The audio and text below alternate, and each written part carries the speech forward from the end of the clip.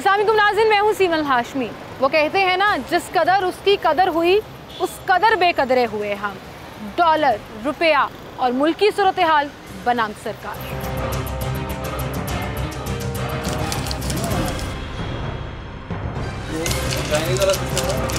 नाज़रीन, पाकिस्तान में इस वक्त अजीब व गरीब सी सूरत हाल नज़र आ रही है। सियासी इस्तेहकाम मौजूद नहीं है, मईशत दिन ब दिन नीचे जा रही है, रुपये की कदर गिरती चली जा रही है और डॉलर की कीमत में मुसलसल इजाफा और ये जो फ्री की उड़ान भरी जा रही है, ये रुपये के लिए नुकसानदेह है। और जहाँ ये रुपये के लिए नुकसानदेह है, वहीं पर मार्केट के इसके इम्पैक्ट एक आम आदमी को मुतासर कर रहे हैं। लोगों की कुव्वत ख़रीद कम हो रही है। लेकिन सवाल ये पैदा होता है और रिसर्च से ये पता लगता है कि डॉलर की कीमत ऊपर जा क्यों रही है, डॉलर बढ़ता क्यों चला जा रहा है और उसका इम्पैक्ट एक आम आदमी के ऊपर कैसे आ रहा है। और थोड़े से रिसर्च के मुताबिक आपको अगर बताएं कि डॉलर की खरीदो फरोख्त के फैसले का मरकज़ किसी भी मुल्क की मईशत की कारकर्दगी होती है। अमन व अमान की बेहतरीन सूरत हाल होती है, सरमायाकारी पर मुनाफे की काबिल कबूल शरह हासिल करने की सहूलत होती है, जिसकी वजह से पूरी दुनिया के सरमायाकार करने के लिए उस मुल्क का रुख करते हैं जहाँ पर इस्तेहकाम नज़र आता है, वो चाहे मईशत में हो, सियासी तौर पर हो या अमन व अमान की सूरत में हो। अब ऐसे में तीन चीज़ें बहुत मैटर करती हैं जो डॉलर की उड़ान को कंट्रोल करने में अपना रोल प्ले कर सकते हैं, या रुपए की कदर जो है अगर नीचे जा रही है तो वो क्यों जा रही है। सबसे पहला पॉइंट है जी, डिमांड एंड सप्लाई का डिफरेंस। हमारा जो तलब और रसद के अवामिल हैं वो एक बड़ा इंपॉर्टेंट रोल प्ले करते हैं डॉलर की कदर ऊपर जाने में और रुपया बेकदरा होने में।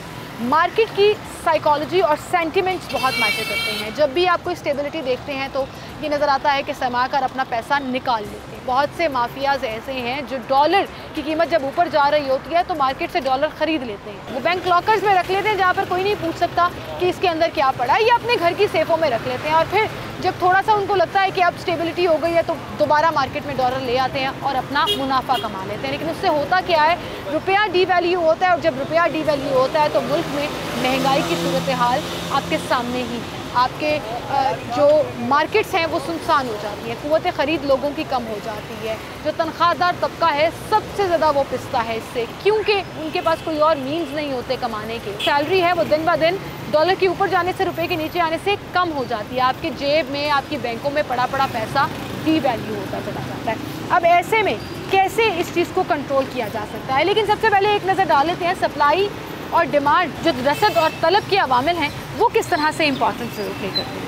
अक्सर लोग ये सवाल करते हैं और ये सवाल बड़ा ज़रूरी है कि कमज़ोर करेंसी कौन सी होती है। डीवैल्यू करेंसी हो जाती है तो उससे क्या होता है। तो कमज़ोर करेंसी वो करेंसी है जिसकी कदर किसी दूसरी करेंसी के मुकाबले में कम हो गई हो, और कमज़ोर करेंसीज जो हैं वो उन कौमों की होती है जिनकी मुआशी बुनियादें कमज़ोर हों, गैर मौसर हुकूमत हो या अमन व अमान की सूरत हाल वहाँ नज़र ना आए। एक कमज़ोर करेंसी आला सतह के अदम मसावात, सियासी अदम इस्तेहकाम और आला सतह की बदउनवानी, अवामी कर्ज़ों और तजारती खसारे से हासिल की जा सकती है, जो कि पाकिस्तान में मौजूद है। पाकिस्तान का trade deficit, current account deficit इस कदर बढ़ता चला जा रहा है, पिछले 4 सालों में इसकी रेशो और ग्राफ इतना ऊपर गया है कि सिचुएशन इस नहज पर पहुंच गई कि हम ये सवाल करने पर मजबूर हो गए हैं कि कहीं पाकिस्तान डिफ़ॉल्ट तो नहीं कर जाएगा।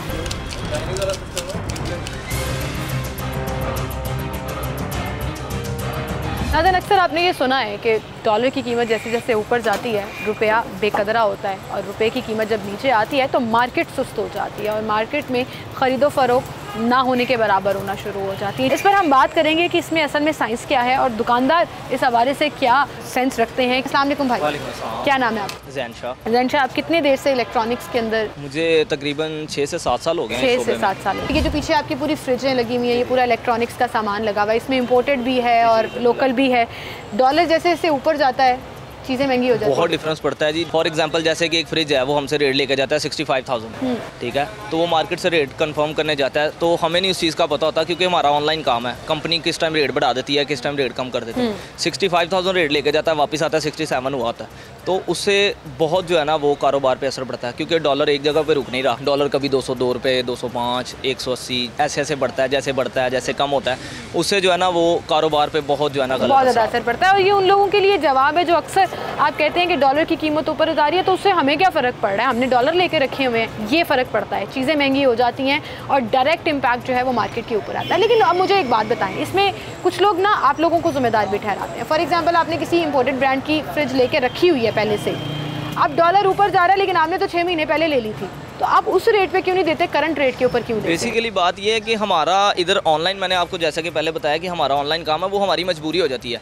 अब एक पीछे से एक ग्रुप फिक्स होती है चीज़, जैसे कि हमारे यहाँ वो 65 की अगर फ्रिज मेरे पास है तो वो पूरी मार्केट में 65 की है, उसको कहते हैं ग्रुप फिक्स। उसको ना मैं छेड़ सकता हूँ, यानी कि ना उसमें मैं कम कर सकता हूँ, ना उसमें कोई और बंदा कम कर सकता है। उससे ये नहीं होता कि अगर 6 माह पहले भी खरीदी है तो वो हमने, हमारी मजबूरी है कि हमने ग्रुप फिक्स बेचनी है, उस पर 1 लाख रुपया जुर्माना हो जाता है अगर हम 1-10 रुपये भी डाउन करें, क्योंकि उस पर हमने हलफ लिया होता है। बेसिकली कंपनियाँ हमसे हलफ लेती हैं, करंट रेट के ऊपर ही आपने करना होता है, चाहे आपने जितने की मर्जी खरीदी हो, तो फिर तो ये प्रॉफिट कंपनियों का बढ़ जाता है, क्योंकि आपकी यहाँ से फ्रिज निकलेगी, जिस ग्रुप रेट पे निकलेगी वो कंपनी को फायदा हो जाएगा। बिल्कुल ऐसी बात है। हमारी बेसिकली यहाँ पे 20% कमीशन है। जाहिर सी बात है, डॉलर का बढ़ना और डॉलर का कम होने पे सिर्फ हमारे पे असरात नहीं पड़ते, ये जो रिक्शे वाले हैं, मजदूर हैं, लोडर हैं, ये सब पे डिफरेंस पड़ता है। अब हम चीज़ बेचेंगे तो इनको आगे हम ये छोड़ के आएंगे, उसका पैसे लेंगे। अब कहने का मकसद ये है कि सिर्फ हमारा नहीं, हमसे जो नीचे गरीब तबका है उन पे बहुत असरात पड़ते हैं। अब जो इम्पोर्टेड चीज़ों के ऊपर पाबंदी लगी है उससे फ़र्क पड़ेगा? बहुत फ़र्क पड़ेगा, क्योंकि कंपनियाँ पाकिस्तान में तो ज़्यादा ना इम्पोर्ट है, ना सारा सिस्टम, ना पाकिस्तान में ज़्यादा कुछ बनता है। जस्ट ये मेन जो प्रोडक्ट्स हैं ये बेसिकली, ये भी अब तो मैंने सुना है ये कि वो ये भी अब बाहर के ममालिक को बेच रहे हैं ये चीज़। बेच तो रहे हैं, लेकिन मेरे ख्याल से अपनी चीज़ें खरीदने से ज़्यादा फायदा होगा पाकिस्तानियों को भी, बजाय इसके कि इम्पोर्टेड है ये इम्पोर्टेड का। लेकिन लोगों का एक माइंड पहले से शुरू से एक माइंड इम्पोर्टेड का बना हुआ था। जो भी बंदा आता है वो इटालियन, वो फ्रांसी, वो ऐसी चीज़ें जो है ना वो मांगता है, ठीक है। तो उसकी मजबूरी, हमारी भी मजबूरी हो जाती है कि उसको लाना, क्योंकि उससे लोकल चीज़ जो है ना वो कम ही बिकती है। बहुत शुक्रिया भाई आपका, थैंक यू सो मच।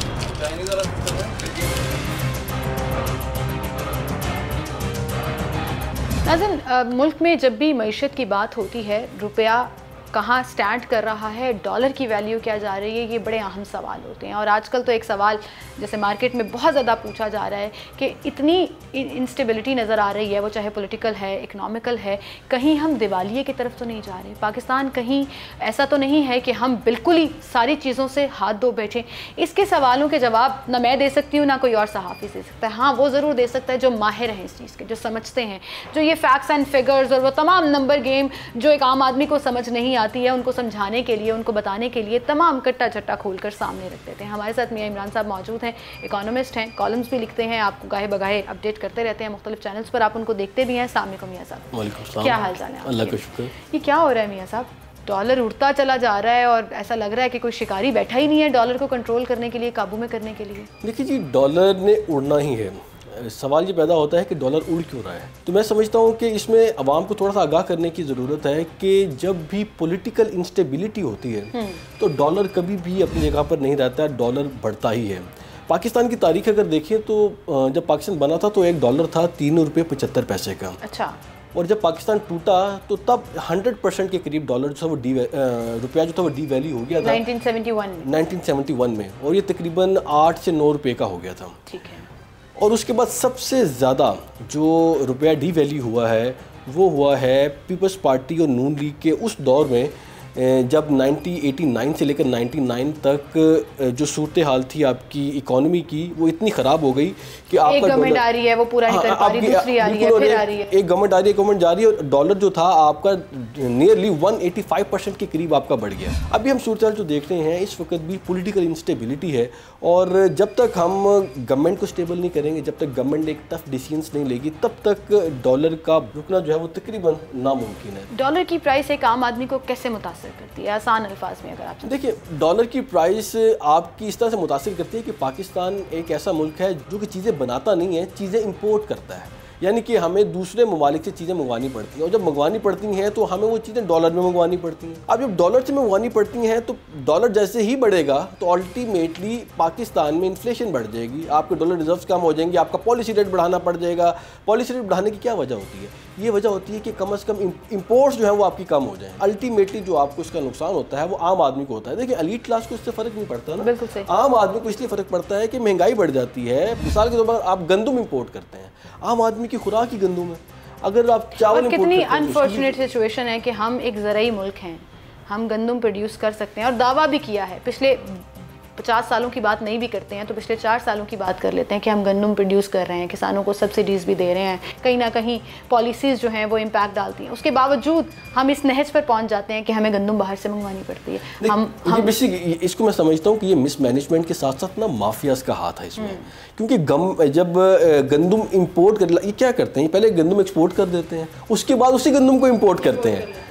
इसमें जो माफियाज हैं वो इसमें पैसे बनाते हैं, और अनलकीली यही माफियाज हमारी गवर्नमेंट का हिस्सा है, चाहे वो पीटीआई की गवर्नमेंट हो चाहे करंट गवर्नमेंट हो। और अगर इनको आप अकोमोडेट नहीं करेंगे तो वही मामला होगा जो जहांगीर तरीन के साथ हुआ, ठीक है ना। जहांगीर तरीन एक पार्टी बना लेगा और एक प्रेशर ग्रुप बना के अलहदा हो जाएगा, लेकिन वो अपने मफादात को कभी भी उसमें एडजस्ट नहीं करेगा। बिल्कुल सही। अवाम के मफादात जो हैं वो कहीं ना कहीं प्रायोरिटी लिस्ट में नीचे चले जाते हैं जब आप ऐसी पॉलिसीज़ बनाते हैं। लेकिन वहीं पर मुझे ये बताइएगा, जो आर्टिफिशियल एलिमेंट्स हैं वो कितना रोल प्ले करते हैं। जैसे फॉर एग्जांपल डॉलर अगर ऊपर जाता है तो जितने हमारे एक्सपोर्टर्स होते हैं वो वेट करना शुरू कर देते हैं कि हम एक्सपोर्ट तब करें जब एक थोड़ी सी स्टेबिलिटी आए, और अब डॉलर और ऊपर जाएगा तो हम ज़्यादा पैसे कमा लेंगे। जितने हमारे इंपोर्टर्स हैं वो ज़्यादा चीज़ें ख़रीद लेते हैं कि हम जो है वो डॉलर में ख़रीद के यहाँ पर ज़्यादा पैसे कमा लें। ये एलिमेंट कितना इंपॉर्टेंट रोल प्ले करता है। देखिए, जो लोग कारोबार कर रहे हैं हमें उनके साथ भी खड़ा होना पड़ेगा, उनको भी सोचना है, उनके साथ भी मामला को देखना पड़ेगा। दे पीपल आर इन्वेस्टर, वो इन्वेस्ट कर रहे हैं इस मुल्क में। अब अगर आपकी डॉलर की प्राइसेस बढ़ रही हैं और वो अपनी रेमिटेंसेस को पाकिस्तान नहीं मंगवा रहे हैं तो इस पर कंट्रोल कोई नहीं है, उनकी मर्ज़ी है। असल सवाल ये पैदा होता है कि गवर्नमेंट जो है वो डॉलर प्राइसेस को बढ़ने ना दे। आप एक्सपोर्टर्स को मजबूर नहीं कर सकते कि आप अपनी रेमिटेंस को मंगवाएं, फ़ौरन मंगवाएं, ऐसा हो नहीं सकता। लेकिन आप एक्सपोर्ट बढ़ाने के लिए हेल्प तो कर सकते हैं ना। आप सब्सिडी भी देते हैं, कमर्शियल मीटर्स के ऊपर बिजली से लेकर गैस तक आप इंडस्ट्री को सपोर्ट कर रहे हैं, आप सब्सिडी दे रहे हैं, आप कम चार्जेस जो हैं वो उनको दे रहे हैं, फिर कहीं ना कहीं आप टैक्स की छूट भी दे देते हैं। जब आप इतना सपोर्ट करते हैं तो वहीं इंडस्ट्री जो है वो अपनी एक्सपोर्ट बढ़ाने में अपना रोल प्ले नहीं कर सकती है। देखिए, इंडस्ट्री जो पिछले साल में अगर हम देखें तो जब नून लीग की गवर्नमेंट गई थी जो 24 बिलियन पे एक्सपोर्ट्स करी थी, आज जो अगर हम देखें तो तकरीबन 31 बिलियन पे एक्सपोर्ट्स करी हैं। इसमें जो रोल था उसमें सारी बात है, आपको सब्सिडी टेक्सटाइल सेक्टर को 9 रुपये का यूनिट दिया गया, इंडस्ट्री को वैसे 25-30 रुपये का दिया जाता है, और इसके अलावा लोन सस्ते दिए गए थे, उसका इम्पैक्ट आया। और मुझे लगता है कि करंट गवर्नमेंट को भी इसके साथ साथ इन पॉलिसीज़ पे चलना चाहिए कि एक्सपोर्टर्स को थोड़ा सा रिलीफ मिले। अब ये बात है कि एक्सपोर्टर्स के साथ गवर्नमेंट बैठकर बेस्ट निगोशिएट करें। हमारे पास भी ऐसे गवर्नमेंट में एक्सपर्ट्स हों जो कि उनकी परफॉर्मेंस को इवैल्यूएशन करें कि भाई हम आपको सब्सिडी दे रहे हैं, हम आपको बेहतरीन सहूलतें दे रहे हैं, आप जो कह रहे हैं हम कर रहे हैं, हमने आपकी प्राइसेस कंपेटिटिव कर दी इंटरनेशनल मार्केट के साथ। अगर हमने सब सहूलतें आपको दे दी हैं तो आप पाकिस्तान को क्या दे रहे हैं? सही। तो मेरे ख्याल से अगर गवर्नमेंट की अच्छी बार्गेनिंग पोजीशन होगी तो वो इन तमाम बातों को अच्छे अंदाज में डील भी कर सकेगी और उनसे काम निकलवा सकेगी।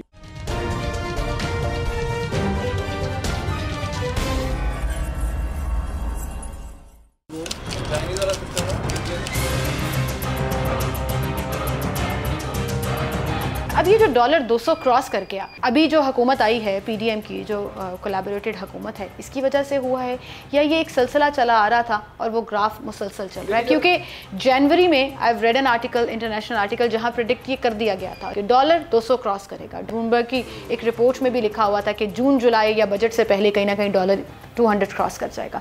तो ये पुरानी पॉलिसीज चली आ रही हैं, उसका नतीजा है या इस हुकूमत के ज़िम्मे आता है? जब तहरीक इंसाफ की गवर्नमेंट गई है तो 189 पे डॉलर खड़ा था, आज डॉलर 200 पे खड़ा है। तो जितना भी डॉलर इस वक्त इंक्रीज़ है ये पिछली गवर्नमेंट की पॉलिसीज़ की वजह से है। और मैं आपको बता दूं, पिछली गवर्नमेंट जो थी वो IMF के साथ इस कॉन्ट्रैक्ट में थी कि हमने डॉलर को बढ़ाना है, ये 200 तक जाएगा, और वही पॉलिसी कंटिन्यू की है इस वक्त। ठीक है, और वो करनी पड़ रही है क्योंकि हम IMF के साथ करनी पड़ रही है। और आपका इकोनॉमी का सेटअप इस तरह से बना हुआ है कि इसमें मैं समझता हूँ डॉलर बढ़ने में करंट गवर्नमेंट का कोई कसूर नहीं है। डॉलर बढ़ने में अगर कोई कसूर है तो वो आपके पिछले वादे और पिछली कमिटमेंट्स हैं, क्योंकि आप IMF के साथ ये वादा कर चुके हैं कि आप पेट्रोल प्राइसेस को 150 रुपीज़ पर लीटर बढ़ाएंगे, जिसमें वो आपकी जो सब्सिडीज खत्म करने के साथ साथ एडिशनल टैक्सेस भी शामिल हैं। इसका मतलब है कि ये एक तो बात क्लियर हो गई कि ये इल्ज़ाम जो है वो करंट हुकूमत के ऊपर हम नहीं लगा सकते कि डॉलर अगर ऊपर जा रहा है तो ये इनकी गलतियाँ या इनके सब डिसीजन नहीं।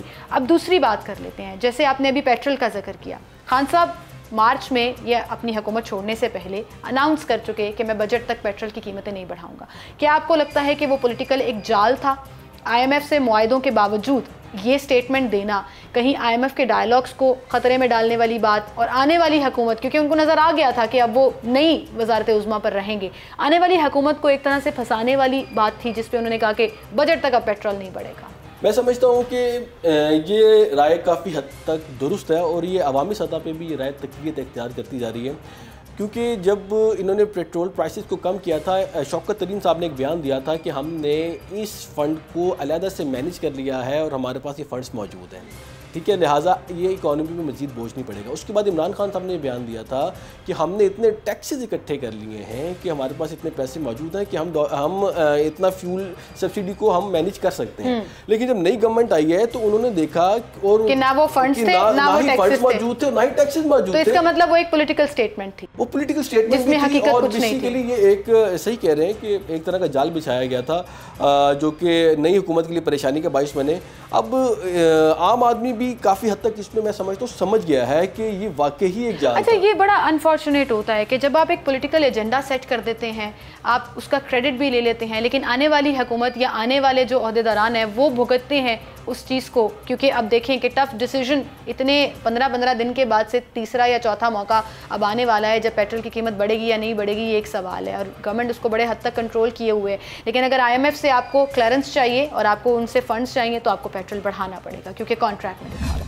तो कहीं ना कहीं इल्ज़ाम न्यू हुकूमत पे लग जाएगा, लेकिन ये जाल जो है वो पिछली हुकूमत वाले बिछा कर गए थे। और मैं समझता हूँ कि अवाम के जिस तरह से नून लीग जो है और जो नई इत्तेहादी गवर्नमेंट है वो आवाम को जिस तरह से अवेयर कर रही हैं और बार बार इस पर बात कर रही हैं कि हमारे पास ये फ़ंड्स मौजूद ही नहीं है, बल्कि इश्तिहारात भी चलाए गए हैं और लोगों को बताया गया है, अवेयर किया गया है, जिसकी ज़रूरत थी। मैं समझता हूँ कि आवाम को ये बताया जाए कि पिछली गवर्नमेंट क्या कर गई है और हम जो कर रहे हैं वो क्या करने के लिए जा रहे हैं। और जो थोड़ा सी भी समझ रखते हैं इस मुल्क के लोग, वो समझते हैं कि पेट्रोल प्राइस को बढ़ना चाहिए। और पिछली गवर्नमेंट ने ये गलत फैसला किया कि सब्सिडी देकर और इतनी सब्सिडी दे दी है कि जितने पैसों में पूरा मुल्क चलता है, पूरा मुल्क की सिविल गवर्नमेंट चलती है, उससे ज्यादा पैसों की subsidy that is very unfortunate. और फिर ये बात जलसे जुलूसों में जब डिस्कस की जाती है तो इस चीज़ का क्रेडिट भी लिया जाता है। जैसे ये कहा जाता है कि अब आप डर रहे हैं पेट्रोल की कीमत बढ़ाते हुए, क्यों डर रहे हैं, आप बढ़ा दें। खान साहब ये बात करते हैं, जिसके जवाब में मैं चाहूँगी कि आप वो भी सुने कि मरियम नवाज़ ने एक प्रेस कॉन्फ्रेंस की और उन्होंने कहा कि जी हाँ, हम डर रहे हैं क्योंकि हमें डर है कि अवाम जो है वो बेचारे पिस जाएंगे, अवाम के ऊपर इम्पैक्ट पड़ेगा। ये इतनी डरपोक हुकूमत है, डर रहे हैं कि फजल रहमान की कीमत बढ़ाई जाए और पेट्रोल की। आप ये कहते हैं कि इनको तेल की कीमतें बढ़ाने से डर लग रहा है। डरते हैं हम इसलिए नहीं डरते कि उसका सियासी फ्लैग हम पे आएगा। तो उसकी वजह ये है कि लोगों की माशी हालत पहले इतनी कमज़ोर है कि अगर ऑयल, डीजल की, पेट्रोल की कीमतें बढ़ाईं तो उनके घरों में फाके आ जाएंगे। अच्छा इमरान साहब, शुरू में जैसे आपने जिक्र किया तकसीम हिंद से लेकर अब तक डॉलर की प्राइस का, और मुझे याद है 2000 में मैं एक सर्वे रिसर्च कर रही थी तो 52 रुपीज़ पे था डॉलर, और फिर वो आहिस्ता आहिस्ता अब आज 22 साल बाद हम देखें तो 200 प्लस हो गया। और जब ये प्रोग्राम ऑन एयर हो तो हो सकता है कि इससे भी ज़्यादा कीमत हो चुकी हो, 204-5 के ऊपर जा रहा है। ये 2018 से लेकर 2022 तक क्या हुआ? तब भी एकदम से ऐसे लगा कि कहीं कहीं बीच में स्पीड गियर लग जाता था कि एकदम से 10 रुपये एक महीने के अंदर, 15 रुपये। ये किस वजह से हुआ? क्योंकि 2018 से लेकर 2021-22 के स्टार्ट तक तो एक ही हुकूमत थी, स्टेबिलिटी भी थी, डेमोक्रेसी भी चल रही थी। अगर रीजंस की तरफ जाएं तो इस वक्त डॉलर की प्राइसेस बढ़ी हैं, वो इंटेंशनली बढ़ाई गई हैं और इसमें अल्टीमेटली गवर्नमेंट का ही कसूर है। मैं समझता हूँ पिछली गवर्नमेंट का, 2018 से 2021 तक की बात करें, अगर पिछली गवर्नमेंट इसको रोकना चाहती तो इसकी एक रीजनेबल प्राइस में इसको रोका जा सकता था, कहीं ना कहीं फुल स्टॉप लग सकता था। ऐसा नहीं है कि इसमें फुल स्टॉप नहीं लग सकता, लेकिन आपने इतना ओपन छोड़ दिया। और उसमें भी सबसे ज़्यादा फ़ायदा किसने उठाया? उसमें सबसे ज़्यादा फ़ायदा इसमें डॉलर माफिया ने उठाया। इवन कि जब 151 पे डॉलर पहुंचा था तो जो आपके एक्सपर्ट्स थे, जो आपकी मार्केट की जो रिपोर्ट थी उसके मुताबिक डॉलर जो था वो 130-135 पर होना चाहिए। 15-16 रुपये का जो मार्जिन लिया गया वो ये गैम्बलिंग के जरिए लिया गया। इस डॉलर अच्छा, अभी भी कहा जा रहा है कि डॉलर प्राइस 170 प्लस के अराउंड होनी चाहिए। जो एक्चुअल कैलकुलेशंस हैं, ये जो माफियाज है, और 1 बाय 1 अगर उन माफियाज की बात कर लें, जो लोग लेकर रिजर्व कर लेते हैं, इनका कितना रोल होता है? और गवर्नमेंट जो इस सजेशन के ऊपर काम कर रही है कि हम लोगों को, जैसे एमनेस्टी स्कीम अनाउंस की जाती है या इस तरह से कहा जाता है कि आप अपने डॉलर्स ले आए बैंकों में जिनके पास भी हैं, पूछा नहीं जाएगा कहाँ से आए, उसको आप रिकॉर्ड में ले आए, हमारे रिजर्व्स बढ़ जाएंगे और हमारे रुपए की कदर जो है वो बेहतर हो जाएगी। ये किस हद तक फंक्शनल हो सकेगा? अच्छा, अगर इस पे काम होता है। इसमें जो आपने पार्टीज की बात की है ना, जो इस मुल्क की माफियाज हैं, उसमें मैं समझ सबसे बड़ा जो माफिया है वो मनी चेंजर्स हैं। मनी चेंजर्स जो हैं उन पर कंट्रोल के बहुत ज़्यादा चेक्स लगाए गए हैं गवर्नमेंट की जानिब से, लेकिन अभी भी स्टेट बैंक उसमें नाकाम रहा है, क्योंकि डॉलर को इस मुल्क में बाहर भेजना और डॉलर को कैलकुलेशंस में ना आना, ये सिर्फ मनी चेंजर्स ही कर सकते हैं। तो लिहाजा मैं समझता हूँ कि इस वक्त भी जो मनी लॉन्ड्रिंग हो रही है उसको भी देखने की ज़रूरत है। डॉलर बढ़ने की वो भी एक वजह है, और दूसरा जो लोग डॉलर को रिजर्व में रख रहे हैं वो मनी चेंजर्स के जरिए रख रहे हैं, और मनी चेंजर्स खुद भी रख रहे हैं। ये बहुत बड़ा अच्छा, ये कितना फैक्टर डाल सकता है कि मनी चेंजर्स को ये लोग रिलीफ देते हैं? जैसे बैंकों को बहुत रिलीफ दिया जाता है, कहीं ना कहीं उनके साथ निगोशिएशन करके उनको ऑन रिकॉर्ड लाकर कहीं एक सिस्टम डेवलप कर लिया जाए, इसकी पॉसिबिलिटी है? इसकी बिल्कुल पॉसिबिलिटी है। जैसे भी आपने एमनेस्टी स्कीम का जिक्र किया, तो मैं समझता हूँ कि अगर इस तरह की स्कीम दे दी जाए तो ये अल्टीमेटली पाकिस्तान को बेनिफिट देगी। हमने देखा है माजी में कि जो प्रॉपर्टी एमनेस्टी स्कीम थी उससे पाकिस्तान को बेनिफिट तो हुआ, आपकी वेल्थ बढ़ी है। तो डॉलर एमनेस्टी स्कीम अगर ये गवर्नमेंट देती है तो इस मुल्क में डॉलर की पोजीशन बहुत बेहतर हो जाएगी, क्योंकि हमारे पास ब्लैक मनी में डॉलर जो है ना, वो लोग जो हैं इस वक्त जो ट्रेंड चल रहा है, मैं आपको मार्केट का ट्रेंड बता रहा हूँ कि लोग सेफ्स में वो डॉलर्स रख रहे हैं। अगर आपने 5 करोड़ रुपया रखना है तो वो इतने से डॉलर्स होते हैं, और आप उसको आराम से उसको कैरी भी कर सकते हैं, और आप उसको बैंक्स के लॉकर्स में रख सकते हैं, जहाँ पर कोई पूछने वाला नहीं होता कि भाई ये या इसके अंदर क्या पड़ा हो। और अगर ये करंट गवर्नमेंट इस पे काम करती है, सजेशन दिए गए हैं शहबाज शरीफ साहब को कि आप डॉलर एमनेस्टी स्कीम के बारे में थोड़ा सोचें। अब IMF इसमें एक रुकावट है, जारी बात है, लेकिन मैं समझता हूँ कि इंडस्ट्री एमनेस्टी स्कीम जो है अगर उसको ख़त्म करके डॉलर एमनेस्टी स्कीम की तरफ आया जाए तो फिलहाल फौरी तौर पर पाकिस्तान को जो डॉलर्स की पोजीशन है वो बेहतर हो सकती है, और जो बहरान इस वक्त आया हुआ है डॉलर्स का, उससे हम शायद वक्ती तौर पर निकल।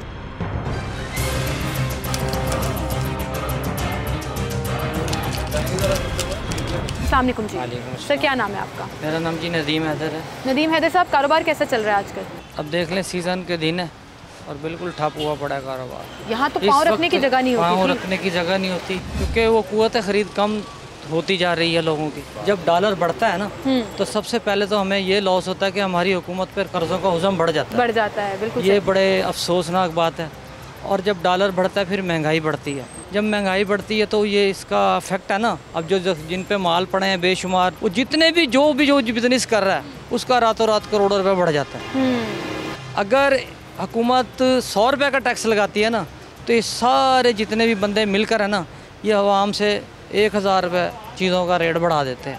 इन्हें बहाना चाहिए, जब भी महंगाई हुई है, जिस दौर में भी हुई है, जिस हुकूमत में भी हुई है, महंगाई से ज़ख़ीरा अंदोज़ों को फ़ायदा हुआ है, ताजिर हज़रात को फ़ायदा हुआ है। समझदारी की बात की है आपने कि बिजनेसमैन और इन्वेस्टर ख़ास तौर पर मार्केट में जो प्रोडक्ट इन्वेस्टर्स होते हैं उनकी कीमतें बढ़ा के अमीर हो जाते हैं, और बोझ सारा कस्टमर्स पर आता है, क़ुव्वत ख़रीद कम हो जाती है और गरीब पर बोझ जाता है। ये जो लोग अक्सर कहते हैं कि हम कौन सा डॉलर में कमा रहे हैं, हमारे यहाँ पे कौन सा डॉलर की करेंसी है, जो वो ऊपर जा रहा है तो हमें फ़र्क पड़ेगा। वो जो लोग ज़्यादा पैसे जब कमाएँगे, जिन पर ज़्यादा पैसे होंगे, तो वो डॉलर भी ख़रीद सकते हैं।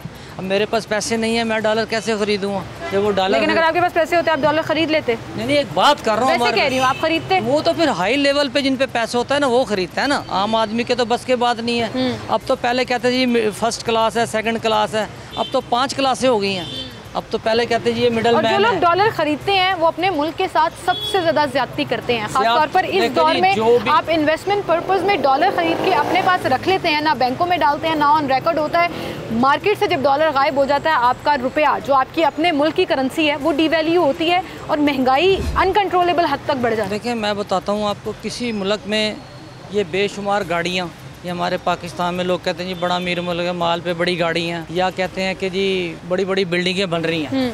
हमने देखना मजमूई तौर पर आम इंसान के हालात कैसे हैं। अब 80% लोगों के हालात बहुत ही ज़्यादा गुर्बत की ज़िंदगी गुजार रहे हैं। जो क़याम पाकिस्तान के बाद बेचारे इंडिया से धक्के खा के सब कुछ लुटा के आए थे, वो अब तक फैमिलियाँ किराए पे रह रही हैं।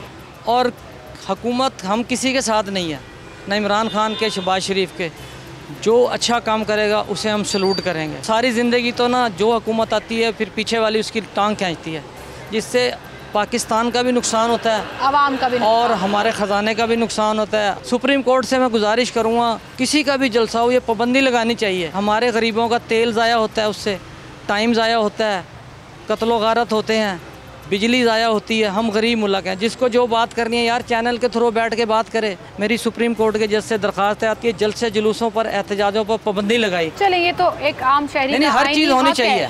प्रोटेस्ट करना हक सबका होने, हक लेकिन है, पाकिस्तान आईनी का तौर बेड़ा पे गर्क करने का किसी का भी नहीं है। किसी का भी जब नहीं भी है, ये प्रोटेस्ट बात- होता है पाकिस्तान का नुकसान ही होता है। नुकसान ही होता है। मैंने ये- नहीं देखा पाकिस्तान की तारीख में कि किसी ने भी बाइज्जत तरीके से साइड पर रह के एहतजाज किया और पाकिस्तान का नुकसान ना हो। बिल्कुल सही। और ये इतनी अच्छी बात की है भाई ने कि जब मुल्क में इस्तेहकाम नहीं होता है, वो चाहे मुआशी तौर पर हो, सियासी तौर पर हो या अमनो अमान की सूरत में हो, आपका रुपया डिवैल्यू होता है और आपकी मईशत सबसे ज़्यादा मुतासर होती है। और जब मईशत मुतासर होती है तो एक आम आदमी पूरी तरह से पिस कर रह जाता है। रोज़गार के पहले ही यहाँ पर मौके नहीं है, लोगों को अपने 2 वक्त की रोटी की पड़ी हुई है। और ऐसे में जब ये डिस्टेबिलिटी होती है तो बड़े बड़े फैक्ट्स एंड फिगर्स जो बड़े आराम से कह दिए जाते हैं, करंट अकाउंट डेफिसिट ये हो गया, कर्जा ये हो गया, उसका इम्पैक्ट एक आम आदमी न सिर्फ अब समझता है बल्कि बर्दाश्त भी कर रहा है और मजबूर है उस पूरी छोटी सी विंडो में जहाँ उसने 2 वक्त की रोटी पूरी करनी है अपना गुजर बसर करने में। बहुत शुक्रिया सर आपका, थैंक यू सो मच।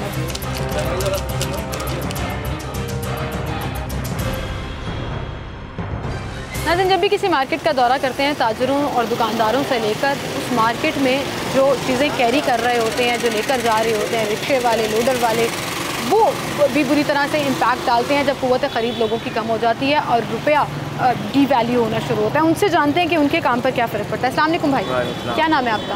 हाफिज़ मोहम्मद तनवीर। हाफिज़ भाई, मुझे ये बताएं कि सुबह से कोई फेरा लगा है आपका? आप लोडर चलाते हैं? सुबह से बिस्मिल्लाह नहीं हुई? क्यों? काम नहीं आया, 2-3 दिन हो गए। ख़रीदारी नहीं है यहाँ पे? संडे को छुट्टी आ गई है, परेशानी हुई है, किराए देने, कमेटियाँ देनी है, टेंशन बनी है।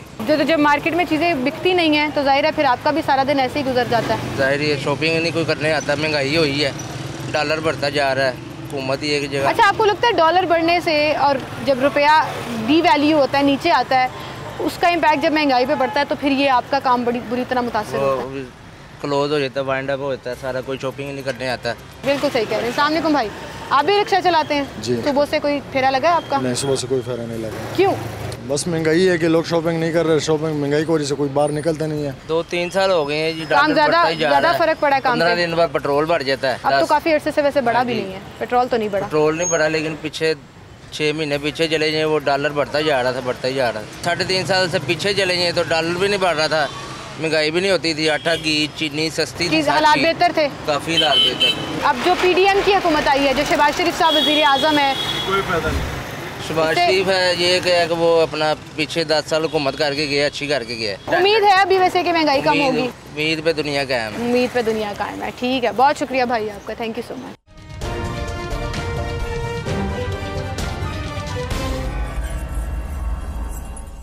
अखराजात कम करने से मुल्क तरक्की नहीं करते बल्कि आमदन बढ़ाने से करते हैं। और ये बड़ा ही वैलिड क्वेश्चन है कि आपकी इनकम बढ़नी चाहिए, एक्सपेंसेस कम नहीं होने चाहिए।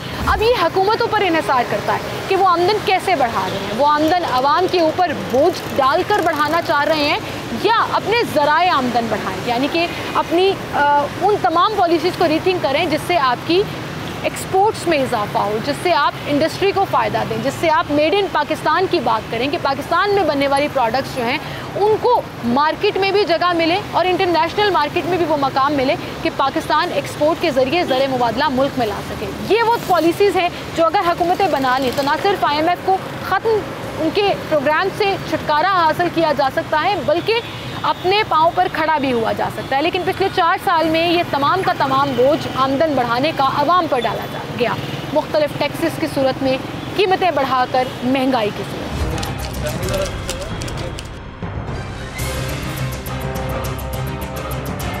लेकिन अब दो मेरे इंपॉर्टेंट सवाल रह गए। एक तो ये कि जब हम खित्ते की सूरत हाल की बात करते हैं, बांग्लादेश, इंडिया, अफ़गानिस्तान इवन हमारे से आगे निकल गया, उनकी करेंसी की वैल्यू हमारे पाकिस्तानी रुपए से ज़्यादा है।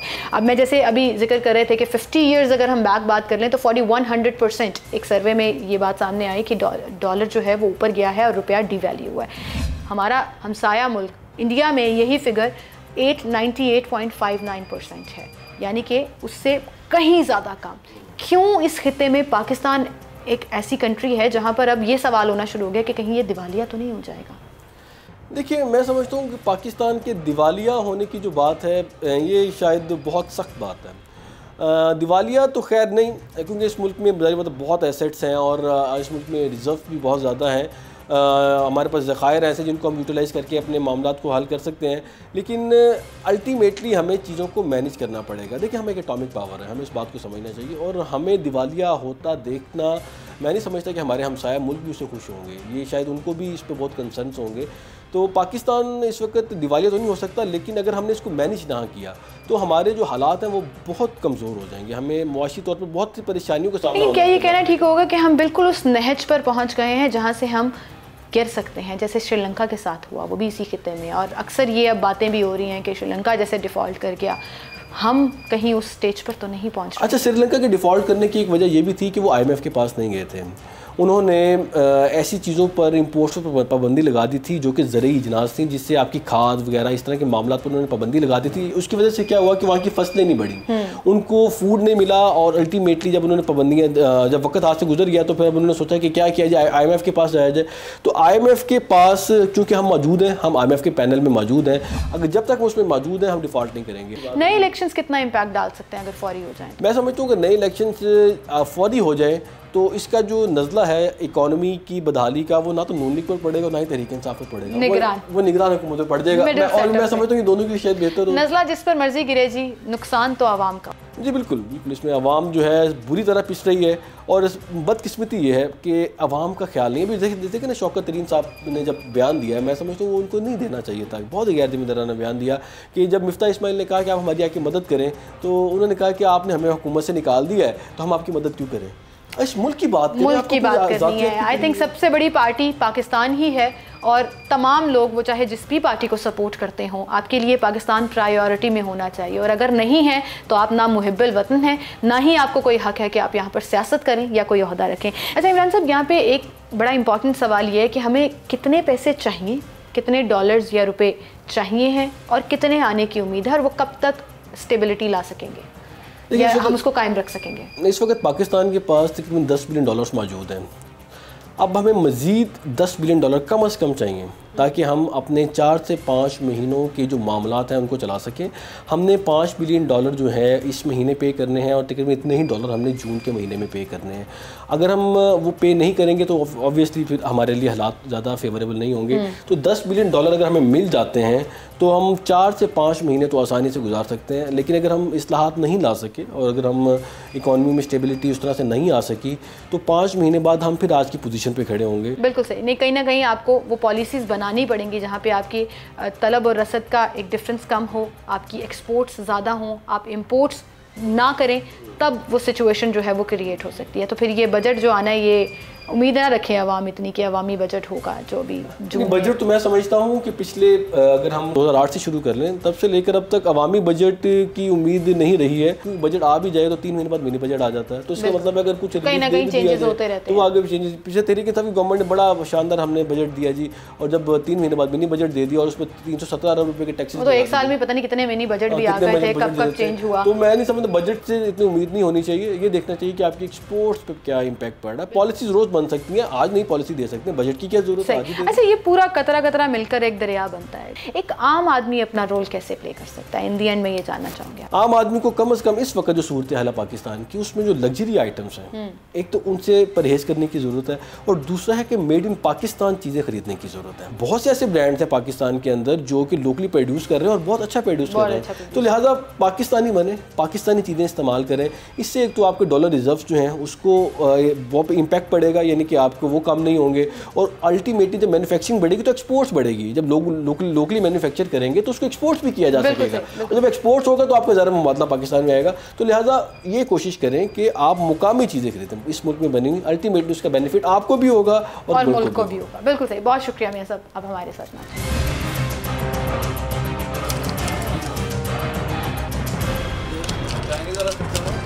अस्सलामुअलैकुम सर। वालेकुम अस्सलाम। सर, कितने अरसे से आप ये इलेक्ट्रॉनिक्स का काम कर रहे हैं? बेटा मुझे करीबन 82 से इस फील्ड में हूँ। अच्छा, मुझे ये बताएं, जब रुपया डीवैल्यू होता है, रुपए की कदर नीचे आती है, मार्केट पर उसका क्या असर है? सबसे पहले तो सन्नाटा आता है, ऐसा सन्नाटा कि हम हैरान होते हैं कि रात को सिर्फ न्यूज़ कोई चलती है कि जी डॉलर की या किसी भी चीज़ की प्राइस जब बढ़ी है तो अगले दिन मार्केट में खामोशी होती, बिल्कुल पता नहीं कस्टमर्स ध्यान रखते हैं हर चीज़ पे, वो भी टीवी के हर वक्त वो बैठे उसको न्यूज़ देखते रहते हैं कि उनको पता चल गया कि भाई ये प्राइसेस बढ़ गई हैं। यानी आम ख़रीदार जो आम रूटीन वाला कस्टमर था वो फौरी तौर पे ख़त्म हो जाता है। अभी कुछ दिन पहले डॉलर जो था ना वो आज तो खैर बहुत ही ऊपर 200 से भी ऊपर चला गया। तो सुबह से हमने अभी तक कस्टमर की शक्ल इस मार्केट में नहीं देखी। यकीन माने मैं बाहर बैठा हुआ शीशे में देख रहा हूँ कि कोई वॉकिंग कस्टमर ही नज़र आ जाए, लेकिन अभी तक ऐसी कोई सूरत हाल नहीं है। कुव्वत खरीद लोगों की कम हो जाती है, ख़त्म हो जाती है। बिल्कुल ठीक कह रहे हैं आप। लेकिन ये डायरेक्ट इम्पैक्ट डालता कैसे है? जैसे आज डॉलर अगर महंगा हुआ, अक्सर लोग ये कहते हैं कि ये दुकानदार जो है ना बोझ डायरेक्ट उस पर डाल देते हैं, हालांकि पहले से चीज़ें ली होती हैं कम डॉलर प्राइस पर या कम उस पर ली होती हैं, और हमें जब बेचते हैं तो अपना मुनाफा डबल ट्रिपल कर लेते हैं। इसको थोड़ा सा इसका जवाब बड़ा आसान है। अब ये कुछ फ्रिजेस या एसी जो मेरे पास पड़े हुए हैं ना, ये कंपनियों ने क्रेडिट पे रखे होते हैं दुकानों पे, कैश पे नहीं होते, ये क्रेडिट पे होते हैं। कंपनी की पॉलिसी होती है कि जो रेट जिस दिन होगा हम आपको इन्फॉर्म करेंगे, उस दिन से ये रेट लागू होगा करंट रेट पे। ठीक है। तो जिस वक्त डॉलर की प्राइसेस बढ़ती हैं या कोई किसी किस्म का इस तरह का कोई आता है, तो उसमें सबसे पहले कंपनी वाले हमें इन्फॉर्म करते हैं कि जी आपकी फ्रिज जो ये जो 64,000 वाली थी अब आपको ये 72 में पड़ेगी। ठीक है। तो हमारी मजबूरी है कि हमने 72 सुबह आके प्राइस को चेंज करना ही करना। ठीक है। ये रात को जो फ़र्क आता है ना, ये हमारी वजह से नहीं आता, ये सारा पीछे से ही इसका पेट्रोल और ये डॉलर इन दोनों की वजह से सिर्फ फ़र्क आता है। बिल्कुल सही। अगर हम प्राइस का थोड़ा कंपैरिजन करना चाहें, मैं चाहूँगी कि हम एसीज़ वाली साइड पर चलते हैं और वो कंपैरिजन जो 4-5 साल पहले, फॉर एग्जांपल 2018 की बात कर लेते हैं। 2018 में अगर हम इस एसी की बात करें, ये 1 टन का एसी, 1 टन का एसी जो था ना, आज की प्राइस पहले मैं आपको बता दूं, ये करीबन 85-84 के पास है इस वक्त। अच्छा। आप जो अपना जो पीछे उसका टाइम उसका सन के हिसाब से पूछ रही है ना, तो इसकी प्राइस उस वक्त थी करीबन 44-45 मैक्सिमम 50,000 तक था। 4 साल में ये डबल हो गई प्राइस। बिल्कुल इस तरह। और ये डायरेक्टली इम्पैक्ट डॉलर की वजह से, पेट्रोल और डॉलर। तो डॉलर का देखें ना आपको कितना फ़र्क है, थोड़े से टाइम ड्यूरेशन में डॉलर ने जंप मार के अब कहाँ से कहाँ आ गया। तो ये सारा जो उनकी चीज़ें अगर इंपोर्ट हो रही हैं या डॉलर के साथ डायरेक्टली हैं, तो वो कीमतें जो हैं वो ऊपर चली जाती हैं। उसी तरह 1.5 टन का एसी कितना प्राइस कंपेयर जो है ना, वो 1,20,1,25 के करीब है, किसी भी कंपनी का एसी आप ले लें। ठीक है। तो यही 1.5 टन का एसी होता था कोई 60, 65, 70 की रेंज में, आम कस्टमर आराम से खरीद लेता था। मतलब यानी कि डॉलर जैसे जैसे ऊपर जाता है कीमतें बढ़ती चली जाती हैं, और 2018 से 2022 तक का कंपैरिजन करें तो कीमतें डबल हो गई हैं। तकरीबन डबल हो गई, पूरी डबल नहीं हुई, लेकिन तकरीबन डबल ही कहेंगे ना। वॉशिंग मशीन और फ्रिजों पे कितना असर? ये वॉशिंग मशीन फ्रिजों पे करीबन 4 से 5,000 रुपये का फ़र्क पड़ा। उन पे इतना फ़र्क नहीं पड़ा, लेकिन एसीज की जो प्राइसेस थी ना, ये बहुत ज़्यादा बढ़ गई, बहुत ज़्यादा बढ़ गई। और ऐसे ही फिर इम्पैक्ट आहिस्ता आहिस्ता बाकी चीज़ों पर भी आता है, वो चाहे इलेक्ट्रॉनिक्स में गीज़र हो, एयर कूलर्स हों, पंखे हो। ऑब्वियसली इनका थोड़ा थोड़ा जो काम है सबका, ये इंपोर्ट होती है, कोई कुछ चीज़ें बाहर से आती हैं। अब गीज़र है, इंस्टेंट गीज़र है, इनकी जो अंदर की किट है वो बाहर से आती है, सारी बॉडी यहाँ पे बनती है। वो किट अगर पहले 4,000 की थी तो वो अब 6,500 या 7,000 की हो गई। तो उसी तरह से प्राइस उसकी बढ़ गई, तो 10,000 वाला गीज़र चला गया 15,000-15,500। अच्छा, ऐसा भी होता है कि डॉलर अगर नीचे आए तो प्राइसेस कम भी होती हैं? ऐसा भी हुआ नहीं, क्योंकि पीछे थोड़ा सा कम हुआ भी ना, डॉलर 10 रुपए कम हो गए, 10-12, 1 रुपया डॉलर बढ़े तो कीमतें बढ़ जाती हैं। 10 रुपए कम हो तो बढ़ती कम नहीं होती। नहीं, ऐसा नहीं होता। ये तो बड़ा अनफॉर्चुनेट है। क्योंकि उस वक्त की जो उनकी परचेजिंग होती है ना, मैन्युफैक्चरर जो हमें सप्लाई देते हैं या जो हमारे स्टॉकिस्ट हैं, तो उनकी वो कहते हैं हमारी ये प्राइस जो थी ना, ये तो पहले से क्योंकि प्राइस से बढ़ी थी, डॉलर तो अब सस्ता हुआ है, तो फौरी तौर पे उसका असर नहीं पड़ता। अच्छा, ये भी एक डबल चीज़ है कि जैसे जैसे बढ़ रहा है आप प्राइस बढ़ा रहे हैं, लेकिन अगर कम हो रहा है तो आप कहते हैं चूँकि हमने महंगी प्राइस पे लिया हुआ था तो अब हम उतना ही रखेंगे, कम नहीं करेंगे। कुछ देर बाद वो डॉलर उससे ऊपर छलांग मार के ऊपर चला जाता है। यानी इतना टाइम नहीं मिलता उस मैन्युफैक्चरर को या इंपोर्टर को कि वो उसकी प्राइस को स्टेबल कर सके। बिल्कुल सही। अच्छा अंकल, इस मार्केट में मुझे बताएं कि आपने सारी ज़िंदगी भी गुजारी है, देखा भी है, एक आम आदमी को आप क्या समझते हैं कीमतें बढ़ने से, वो डॉलर की वजह से बढ़ रही हैं, ये बाहर चलते एक आम आदमी को, रेडी लगाते, रिक्शा चलाते, उसको क्या फ़र्क पड़ता है? आपको लगता है कि उनको फ़र्क पड़ता है डॉलर की प्राइस से? उनको फ़र्क डेफिनेटली पड़ता है उनकी रोज़मर्रा अशिया पे। ये लग्जरी आइटम है हमारी। हाँ जी। हमारे पास वो उस वक्त आता है जब वो उसका पेट भरा होता है, उसके पैसे इतने फालतू होंगे कि वो परचेजिंग करने के लिए आएगा। हम ये 2 साल से ना एक बहुत बड़ा जो एनालिसिस कर रहे हैं कि जो एसी वाला कस्टमर था वो ऑटोमेटिकली एयर कूलर पे डिवाइड होता जा रहा है। बिल्कुल सही। अब एसी की प्राइसेस से लेकर बिजली की प्राइसेस तक लोग नहीं अफोर्ड कर पा रहे, बिजली के बिल नहीं दिए जा रहे लोगों। इस साल तो रिकॉर्ड सेल हुई है एयर कूलर की, तो एसीज का कस्टमर हमें देखने में भी मिल रहा है, हालांकि कूलर के पैसे भी बढ़ी हैं। लोग नीचे जा रहे हैं, नीचे। तो जो लोग ये कहते हैं, इंतहाई गलत कहते हैं कि डॉलर अगर ऊपर जा रहा है तो उससे पाकिस्तानी आवाम को फ़र्क नहीं पड़ता, बड़ा फ़र्क पड़ता है। आपका रुपया जेब में पड़ा कम होता रहता है। ये बड़े बड़े लोगों से लेकर एक आम आदमी तक, और ख़ास तौर पर तनख्वाहदार तबका सबसे ज़्यादा पिसता है।